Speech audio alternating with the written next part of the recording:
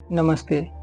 आज हम बात करेंगे एक ऐसे बुक के बारे में जिसमें हम बहुत ही सिंपल स्टेप लेकर अपने सक्सेस को मल्टीप्लाई कर सकते हैं। अगर आप किसी भी फील्ड में सक्सेसफुल होना चाहते हैं तो ये बुक समरी आपके लिए है। द कंपाउंड इफेक्ट, जिसे लिखा है डैरेन हार्डी ने। लेखक 24 साल की उम्र में हर साल 1 मिलियन से ज़्यादा कमाते थे और इन्होंने 50 मिलियन से ज़्यादा की कंपनी बनाई।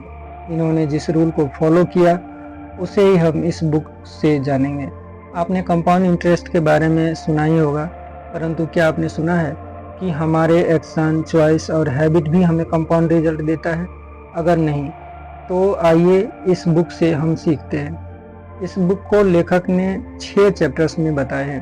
पहला है कंपाउंड इन एक्शन, दूसरा कंपाउंड इन चॉइसेस, तीसरा कंपाउंड इन हैबिट्स, चौथा मोमेंटम, पांचवा इन्फ्लुएंसेस और छठा एक्सेलरेशन।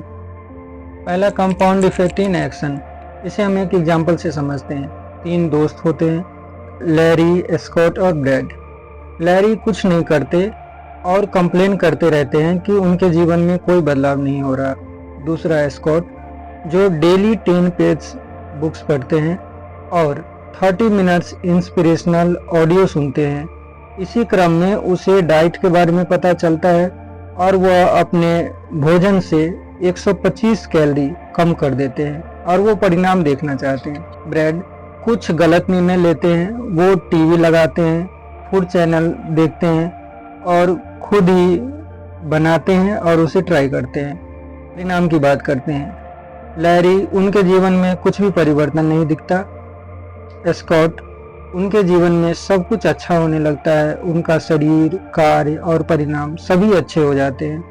ब्रैड, वह ठीक से सो भी नहीं पाता, जिससे वो काम भी नहीं कर पाते हैं और जिसके कारण उसका शरीर पहले से मोटा और कम मजबूत हो जाता है। उनके रिश्ते खराब हो जाते हैं और वो खुद को छोड़कर बाकी सबको दोषी समझने लगता है, जिससे उनका जीवन बद से बदतर हो जाता है। सिर्फ थोड़े से परिवर्तन के कारण लैरी नॉर्मल, स्कॉट गुड और ब्रैड से बैड बन जाता है। कंपाउंडिंग चॉइसेस, अगर बेसिक चीज़ों को छोड़कर बात करें तो जिन पर हमारा कोई अधिकार नहीं होता, तो आज हम जो भी हैं या हमारे पास जो कुछ भी है सभी हमारे चॉइसेस के परिणाम होते हैं। एग्जाम्पल, कपड़ा पहनना, खाना खाना, घर लेना, शादी करना, पैसे इन्वेस्ट करना, खर्च करना या उसे काम पर लगाना, ये सभी हमारे चॉइसेस पर ही निर्भर करता है। कई बार हम इसके सिंप्लिसिटी को देखकर ये समझ ही नहीं पाते कि इसका परिणाम इतना गंभीर हो सकता है। उदाहरण के लिए, लेखक के एक असिस्टेंट कैथलीन होती है।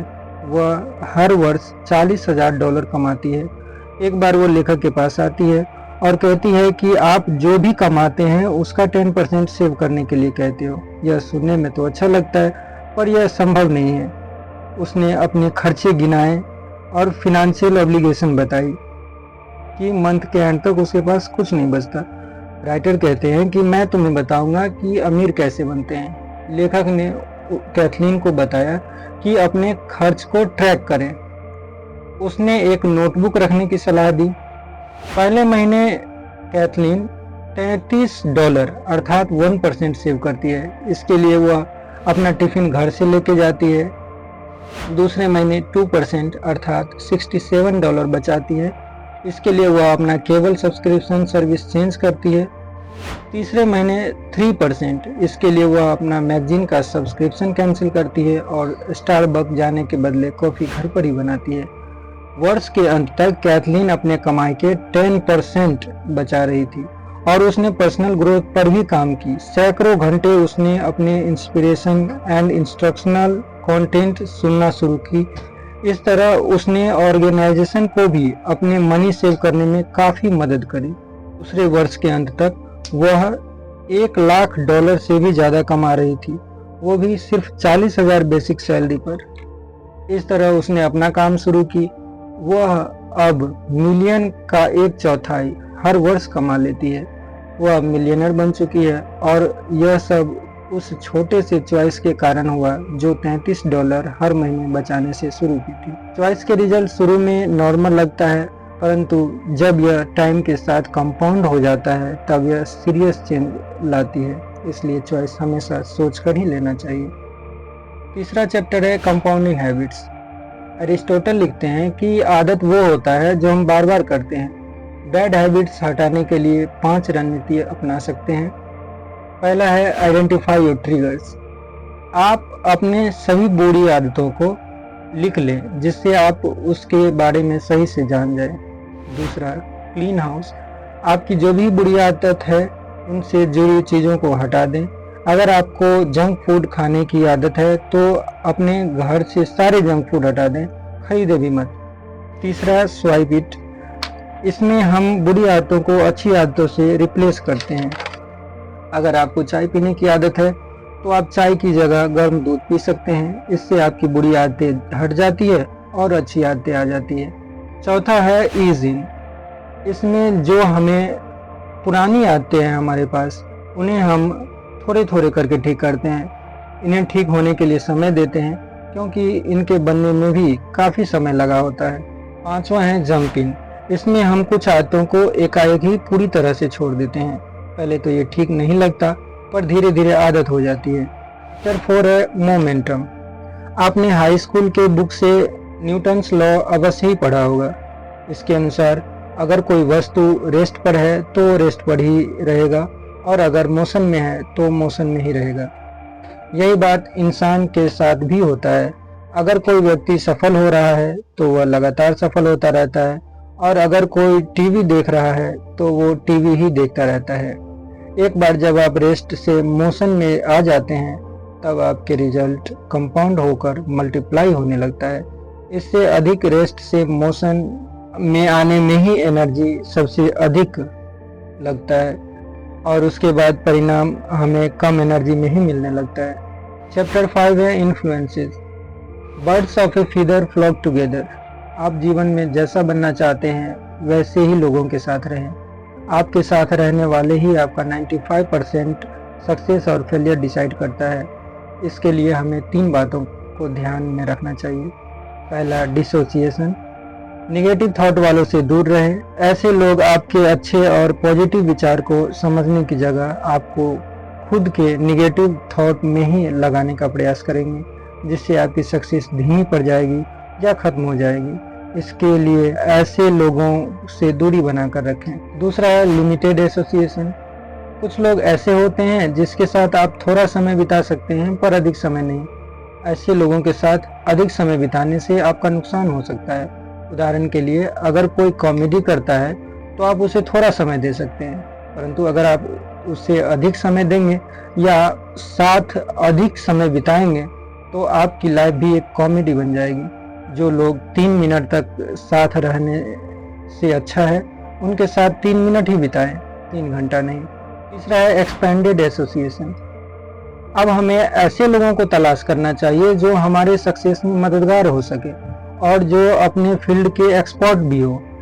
ऐसे लोग कहाँ आते हैं, आप वहाँ जा सकते हैं। अगर यह संभव नहीं तो आप उनके बुक पढ़ सकते हैं, उनके वीडियो देख सकते हैं और उनके विचार जान सकते हैं। इस तरह आप न होते हुए भी उन लोगों के साथ अपना समय बिता सकते हैं जो आपके सक्सेस को बहुत अधिक प्रभावित करता है। आप जिस फील्ड में सफल होना चाहते हैं, आप उस फील्ड के अच्छे लोगों के साथ कंपटीशन कर सकते हैं, दोस्त बना सकते हैं, गुरु बना सकते हैं और सफल भी हो सकते हैं। इन सब के साथ ही अपना एनवायरनमेंट भी चेंज कर सकते हैं। छठा है एक्सीलरेशन।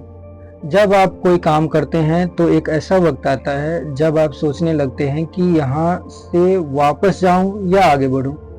यहीं से सक्सेस और फेलियर डिसाइड होता है। जो लोग छोड़ देते हैं वो फेलियर हो जाते हैं और जो लोग आगे बढ़ जाते हैं वो सक्सेसफुल हो जाते हैं। जब आप निर्धारित सीमा तक पहुंच जाते हैं तब आपके परिणाम साधारण होता है, परंतु जब आप सीमा से आगे निकल जाते हैं तब यही परिणाम कंपाउंड होकर मल्टीप्लाई होने लगता है। आपको जो भी कार्य दिया गया है या आपने जो भी चुना है तो उससे अधिक करें। अगर आप ऐसे कार्य भी करते हैं जिसे आपके फील्ड में किसी ने नहीं सोचा है तो यह आपके रिजल्ट को और भी अधिक अच्छा बनाता है। अब इसे रिपीट कर लेते हैं। पहला है कंपाउंड इन एक्शन। इसमें हमने देखा था कि छोटे छोटे कार्य कैसे ग्रेट रिजल्ट दे सकते हैं। इसमें हमने 3 दोस्त के उदाहरण लिए थे, जिसमें पहले दोस्त के जीवन में कोई परिवर्तन नहीं होता, दूसरे का जीवन अच्छा हो जाता है और तीसरे का जीवन बद से बदतर हो जाता है, वो भी एक छोटे-छोटे एक्शन की वजह से। दूसरा है कंपाउंडिंग चॉइस। इसमें हमने देखा था कि कैसे एक महिला ने बचत करने का निर्णय लेती है और बाद में मिलियनेयर बन जाती है। तीसरा कंपाउंडिंग हैबिट। इसमें हमने बुरे हैबिट को हटाने और अच्छे हैबिट को अपनाने के बारे में सीखा था। चौथा मोमेंटम। इसमें हमने देखा कि किस तरह एक बार मोशन में आने पर सफलता लगातार ही आपको मिलती रहती है। पांचवा इन्फ्लुएंस। इसमें निगेटिव थॉट वालों के साथ समय नहीं बिताने, नॉर्मल थॉट वालों के साथ कम समय बिताने और पॉजिटिव थॉट वालों के साथ अधिक समय बिताने के बारे में सीखा था। छठा एक्सीलरेशन। इसमें हमने एक ऐसी पॉइंट की बात की थी जहां पहुंचकर लोग आगे बढ़ने या पीछे हटने के बारे में सोचने लगते हैं, और ऐसे ही पॉइंट से आगे बढ़ने और कुछ एक्स्ट्रा अनएक्सपेक्टेड करने से हमारा रिजल्ट मल्टीप्लाई हो जाता है। ये भी सीखा था हमने। अभी के लिए बस इतना ही। मिलते हैं फिर नेक्स्ट समरी के साथ। तब तक के लिए खुश रहे, स्वस्थ रहें। जय हिंद, जय भारत, वंदे मातरम।